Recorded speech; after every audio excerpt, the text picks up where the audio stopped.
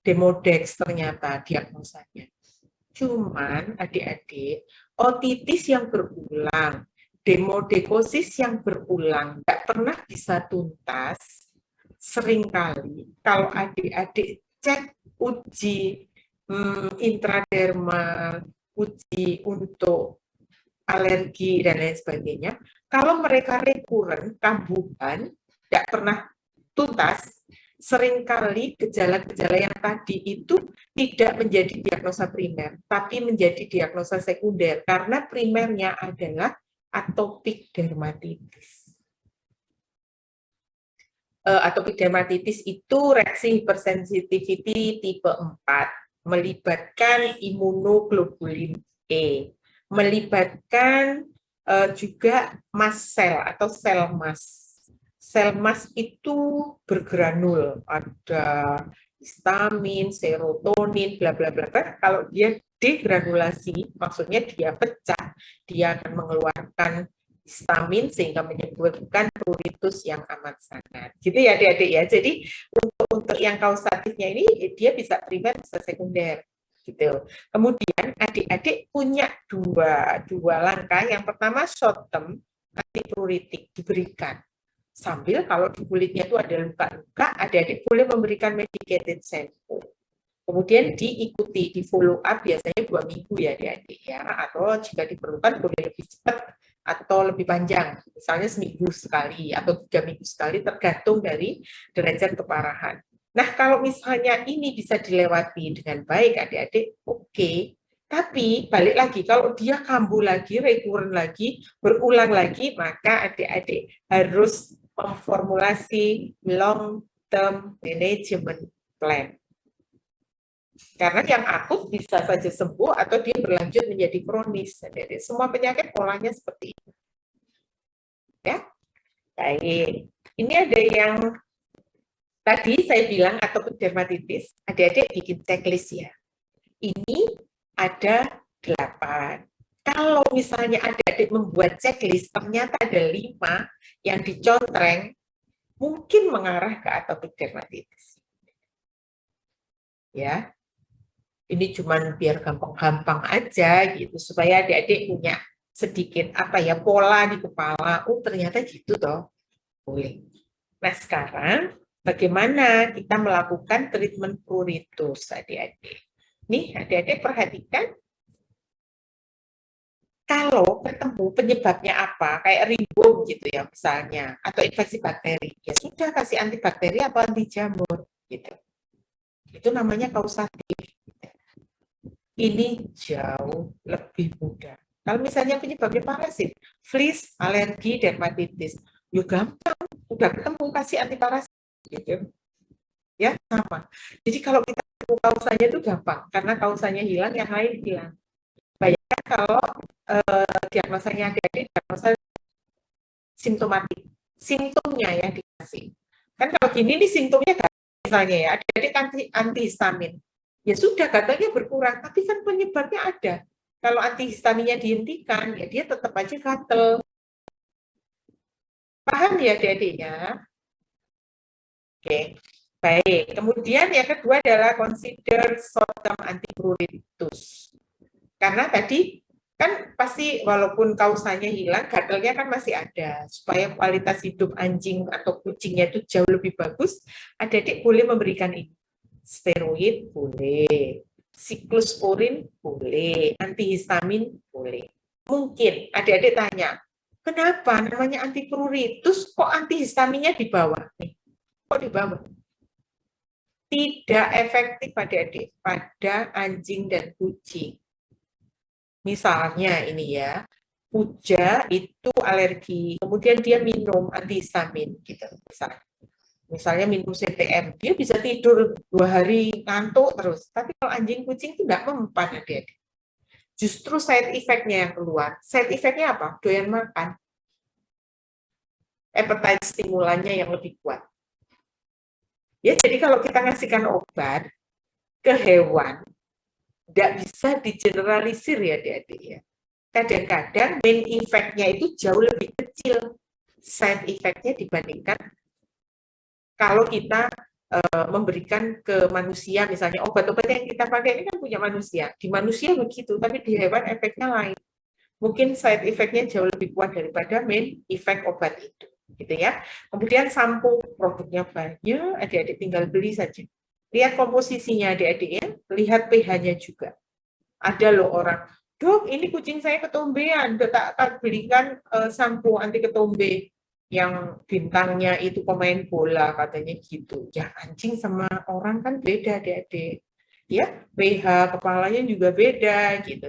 Jadi kalau bisa pakai produk punya hewan, gitu ya. Kemudian di follow up adik-adik. Kalau sudah memberikan obat-obatan, pakai sampo dan lain sebagainya, adik-adik follow up kembali ya. Apakah dia berulang atau responnya lambat, itu adik-adik boleh tanyakan. Kalau misalnya orangnya tidak bisa balik gimana, Prof? Ya telepon toh. Klien itu kalau ditelepon senang loh adik-adik gitu. Atau pas lebaran, tahun baru adik-adik mengirimkan kartu ucapan atau apa, senang loh mereka. Dan nanti jadi loyal, pasti ke adik-adik lagi. Karena merasa diperhatikan. Kadang-kadang lupa tuh nama anjingnya. Kalau adik-adik hafal nama hewannya, mereka lebih sayang lagi ke adik-adik. Cuman kadang-kadang konyol ya adik-adik ya. Nama hewan tuh kita lupa misalnya. Justru kita ingatnya itu pemiliknya. Kadang-kadang kita kebalik. Manggil hewannya itu pakai nama pemiliknya. Maluan ya. Bener, sering itu kejadian. Dipanggil gitu, misalnya Niko, ternyata, oh ini anjingnya Pak Niko, coba. Ya, sering adik-adik kayak gitu. Ya mungkin nanti belajar. Nah, ini harus kembali ya adik-adik 2 minggu kemudian jika diperlukan. Untuk apa? Untuk melihat perkembangannya. Minggu lalu kayak adik-adik ke salon dulu before after. Nah, before after treatmentnya itu kayak apa gitu.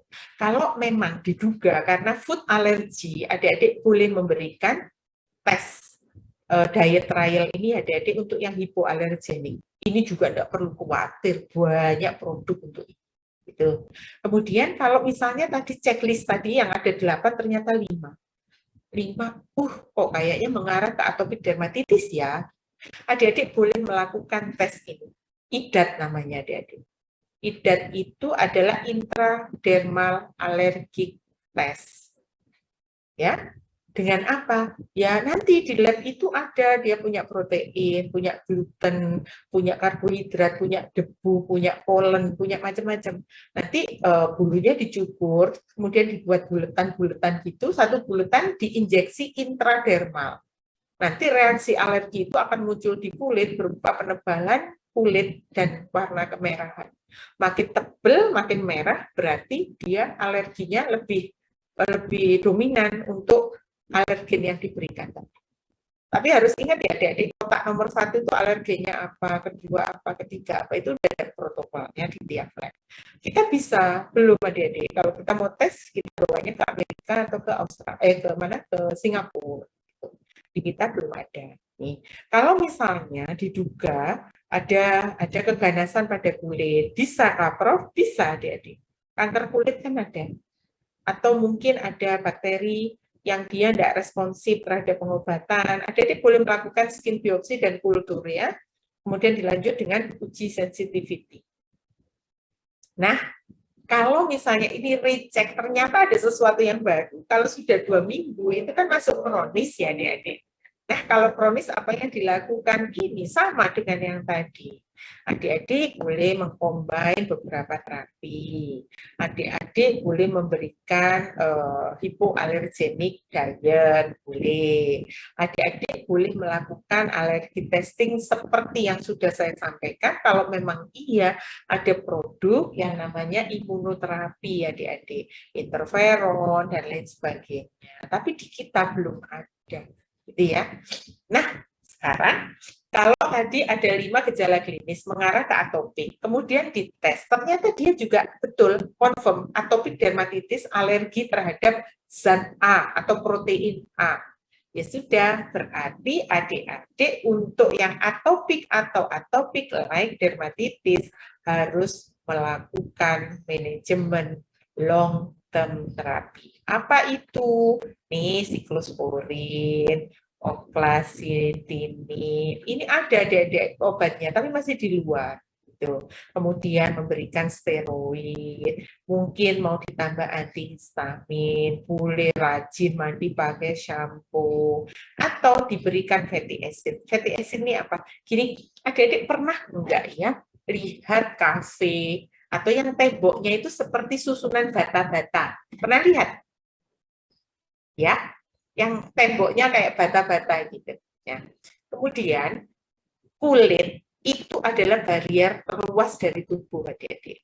Nah, bayangkan kalau kulit itu enggak sehat, di bata-bata yang ada di tembok itu ada bata yang lepas. Ada bata lagi yang lepas.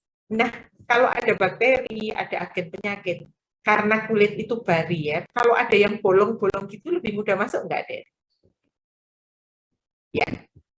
Jadi, fatty acid yang digembar-gemborkan bersama dengan omega 3, omega 6 dan lain-lain di prescription diet untuk dermatologic problem itu sebenarnya untuk nambal tembok yang bolong-bolong tadi supaya kulitnya jauh lebih sehat dan fungsi barrier utamanya bisa dilaksanakan dengan baik. Itu ya. Nah, sekarang ada kayak gini, chalkboard begini adik-adik. Ini juga memudahkan adik-adik. Coba ya, misalnya, dok, anjing saya tiba-tiba gatal. Sudah harus ada di kepala, pasti parasit nih. Gitu ya.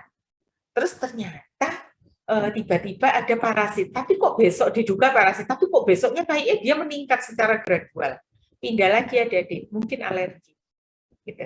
Jadi pertanyaan-pertanyaan ini atau pernyataan-pernyataan ini adik-adik boleh pegang untuk guidance kira-kira kalau ada pruritus tuh mau lari kemana. Gitu. Misalnya, oh merah, kemudian dia gatel, gitu.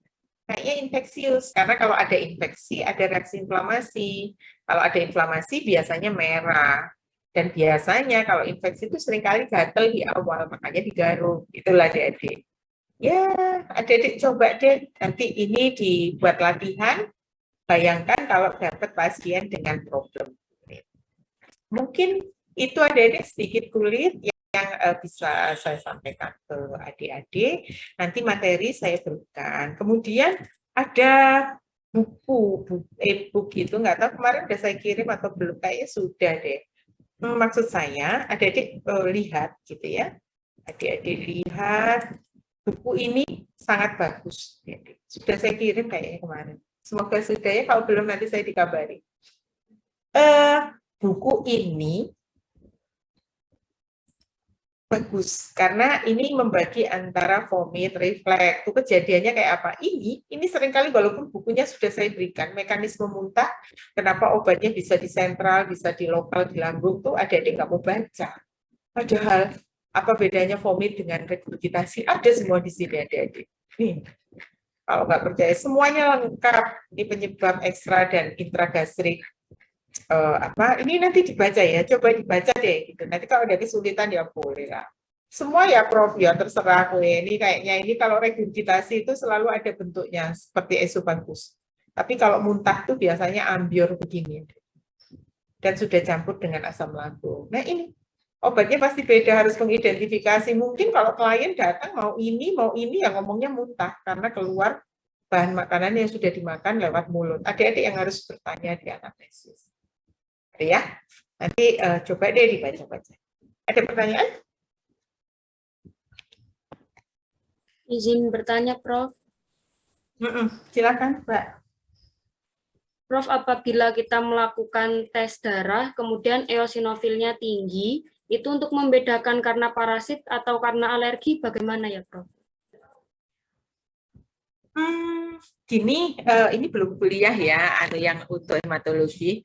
Jadi, kalau eosinofil tinggi di kepala adik-adik sama, dulu saya kuliah juga sama, disebutkan bahwa itu ada parasit, gitu ya. Ada parasit.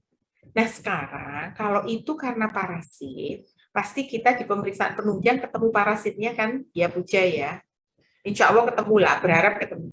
Kemudian dicek, ada atau tidak ada parasit. ada interpretasi yang lebih bisa membuat kita tuh jauh lebih teliti ketika mendiagnosis. Ketika eosinofilnya tinggi, maka mau parasit atau bukan penyebabnya, itu adalah tanda-tanda inflamasi. Aman kamu. Kalau inflamasi, penyebabnya apa? Enggak tahu, karena dari hasil lab kita enggak temu parasit. Bisa parasit, bisa yang lain gitu. Maksud saya cerdas itu kayak gitu adik-adik. Jadi adik-adik harus bisa merekonstruksi dengan baik, gitu ya. Terus kemudian, kalaupun misalnya, oh iya ternyata dia ada cacingnya ketemu, cacing dewasa. Kemudian dia naik itu di hasil lab. Kemudian tanda-tandanya juga diare berdarah misalnya. Confirm sudah. Pasti penyakitnya adalah helminthiasis. Misalnya karena ankilos, ya ankilostomiasis. Gitu Puja. Untuk diagnosanya. Gitu ya. Nah, kalau yang terkait dengan alergi agak sedikit sulit. Kalau memang alergi itu golden standarnya harus pakai intradermal allergic test. Karena tadi inflamasi eosinofil naik, infeksi parasit naik, nanti alergi naik. Kalaupun tahu itu tidak terlalu membantu. Alerginya opo gitu kan, tidak tahu ya Bu. Jadi lebih cocok kalau mau alergi ya dengan intradermal allergic test, menggunakan antigen-antigen yang diduga menyebabkan alergi. Sehingga nanti kalau hasilnya keluar bisa dihindari, oh aku alergi debu. Kayak saya ini juga alergi bulu kucing sebenarnya adik-adik, tapi masa dokter hewan alergi bulu kucing gitu ya. Lucu. Dulu hancur adik-adik tangan saya ini, hitam gitu banyak lukanya. Tidak bisa. Apalagi kucingnya skabies gitu. Tidak pakai scraping saya udah tahu kalau itu skabies karena saya gatel semua. Gitu. Tapi kan ya tidak boleh ngajarin adik-adik kan tidak boleh gitu. Jadi harus step by step. Gitu Puja. Terima kasih, Prof. Iya, sama-sama. Ada lagi adik-adik yang lain? Izin bertanya. Ya, silakan nih. Untuk apokol itu apa bisa boleh, karena itu kan cuma short term treatment-nya, apakah kita boleh memakainya dengan long term treatment? Karena si pasien ini kan dia ada skin problem, terus si ownernya udah mencari tahu dengan changing diet dan segalanya, tapi tetap tidak nemui penyebabnya yang skin problem. Terus akhirnya owner juga capek dan udah malas ya. Terus akhirnya menuju ke apokol. Jadi long term kayak apokol, apakah ini boleh dan apakah ini tidak ada resistance for apokol? Ya, jadi untuk beberapa penyakit kulit adik-adik, apa yang disampaikan Jiayi itu adalah obat mungkin baru untuk beberapa praktisi, tapi untuk beberapa praktisi yang lain itu obat lama, gitu ya. Obat itu saya akui sangat bagus, Li. Sangat bagus, tapi sangat mahal. Sekarang kembali ke klien. Kalau kita, dokter hewan, hanya menyarankan saja, oke, boleh dipakai itu. Kita bisa meresepkan, gitu ya, untuk apoquel itu, boleh. Tapi nanti seringkali ujung-ujungnya itu klien jauh lebih tahan dengan penyakitnya anjingnya dibandingkan ketahanan mereka terhadap membeli apoquel. Mahal banget, Li. Jadi bangkrut nanti. Bener. Terus ujung-ujungnya ada balik lagi ya. Kalau hewannya sakit itu seringkali kurang sabar, kurang sayang gitu. Kalau sudah general begini, boleh enggak di eutanasia? Boleh adik-adik. Kalau ada indikasi medis, boleh. Saya ada pasien itu demodekosis, tapi berulang. Akhirnya ketahuan bahwa dia menderita atopic dermatitis. Anjingnya boxer adik-adik. Kemudian kalau untuk memeriksa itu dia tidak bisa diam, gitu. Kita kesulitan, mau pakai ACP tidak bisa, karena dia pasti pingsan kalau dikasih ACP. Kan memang untuk boxer dia rentan ya terhadap ACP, azitromasin. Akhirnya ya sudah, dia sudah 80% dan berulang. Itu hormonal juga karena dia tidak dikawinkan adik-adik, boxer cowok itu Jadi tiap tahun saya selalu merawat dia, adik-adik. Setiap tahun merawat lagi, setiap tahun merawat lagi, begitu. Tapi ketika opsi untuk eutanasia tidak diberikan, sudah diberikan dan tidak diterima, akhirnya kita merawat anjing itu sampai mati, adik-adik. Hancur badannya, adik-adik. Jadi kalau adik-adik mau nyuntik gitu ya, diambil gitu, sukutan mau suntik Ivomek, lepas. Ini lepas, dagingnya lepas. Tapi mereka nggak mau, karena dia ikut kami, dan sejak ikut kami, usaha kami meningkat tajam, dan seterusnya. Itu yang punya itu loh adik-adik, PT Polowijo. Pernah dengar pasti ya? Wah, itu luar biasa. Jadi dipelihara sampai mati adik-adik. Jadi saya itu memelihara anjing itu sampai dapat ruangan, dapat AC, dapat kulkas gitu. Hanya untuk kepentingannya si Bruno itu saya sampai sekarang masih ingat. Ya, jadi boleh Li. Kalau untuk resistensi karena itu obat baru, ketika ditawarkan untuk dijual, mereka bilang safe. Tapi nanti jangka panjang kan kita nggak tahu juga ya. Tapi sejauh ini bisa dipakai, cuman harganya mahal dan aman-aman saja dengan respon yang sangat lebih bagus dibandingkan antihistamin yang konvensional yang biasa kita pakai. Itu ya Li ya. Ya, terima kasih Prof. Oke, sama-sama.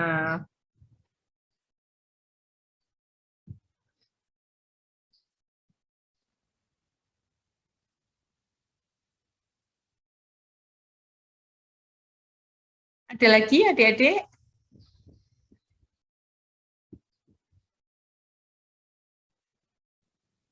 Adik-adik yang bimbingannya dengan saya siapa ya?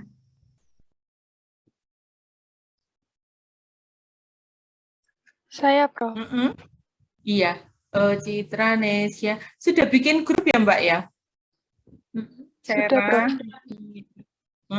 Nah, itu nanti untuk minggu ini kayaknya bimbingannya kan udah 2 kali nih, termasuk bimbingan, termasuk kuliah ya. Kalau misalnya mau, gitu mungkin baru mulai minggu depan mau materi apa. Kalau mau interpretasi hasil lab juga oke. Nanti kita janjian lagi bisanya kapan gitu ya.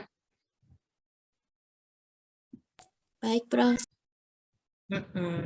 Nanti mungkin ada interpretasi hasil hematologi, adik-adik, kimia klinik untuk hepatobiliary disease, kemudian ada flu terapi, kemudian ada FIP, kalau mau belajar boleh, karena untuk mendiagnosa itu betul-betul confusing gitu lah adik-adik ya. Nanti kalau adik-adik mau belajar boleh. Terus materi yang lain pemeriksaan fisik juga oke, kalau mau diulang, kalau enggak juga skip bisa diganti dengan materi yang lain. Oke, gitu ya, mungkin ya adik-adik ya. Masih ada pertanyaan kah? Ayo dijawab, geleng-geleng atau mantuk-mantuk gitu. Nggak ada, baik. Kalau nggak ada, materi hari ini segera saya kirimkan ke adik-adik via grup besar ya. Terima kasih. Assalamualaikum warahmatullahi wabarakatuh. Waalaikumsalam warahmatullahi wabarakatuh. Terima kasih, Prof. Ya, Terima kasih banyak. Sama-sama Mas, Mbak. Amin. Amin. Amin.